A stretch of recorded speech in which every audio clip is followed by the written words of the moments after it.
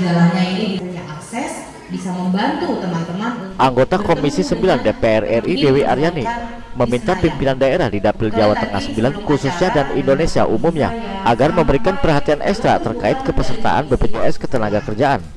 Hal ini disampaikan Dewi Aryani saat melakukan roadshow sosialisasi BPJS Ketenagakerjaan sekaligus membantu proses pendaftaran bagi warga yang hendak mendapatkan BPJS Ketenagakerjaan di sejumlah desa di Kabupaten Brebes dan Tegal, Jawa Tengah pekan lalu. Dewi Aryani meminta seluruh pimpinan daerah secara intensif melakukan komunikasi dengan perusahaan-perusahaan, baik UMKM maupun manufaktur besar yang ada di wilayahnya masing-masing.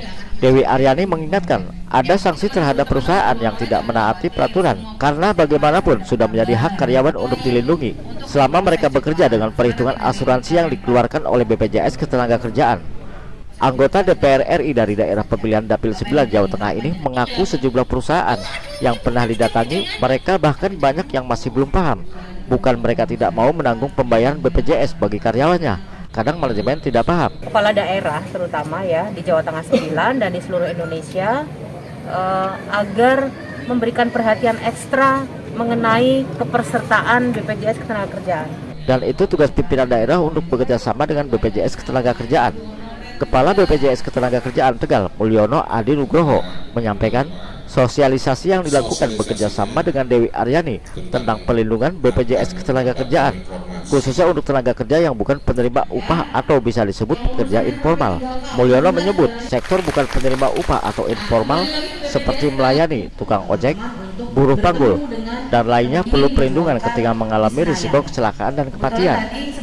Mulyono menerangkan dampak yang paling jauh sejatinya pengentasan kemiskinan, karena akan timbul kemiskinan baru ketika tulang punggung keluarga mengalami kecelakaan kerja atau kematian dan tidak ada perlindungan. Mulyono merinci dengan iuran sebesar 16.800 per bulan mereka sudah terlindungi jaminan kecelakaan kerja dan kematian.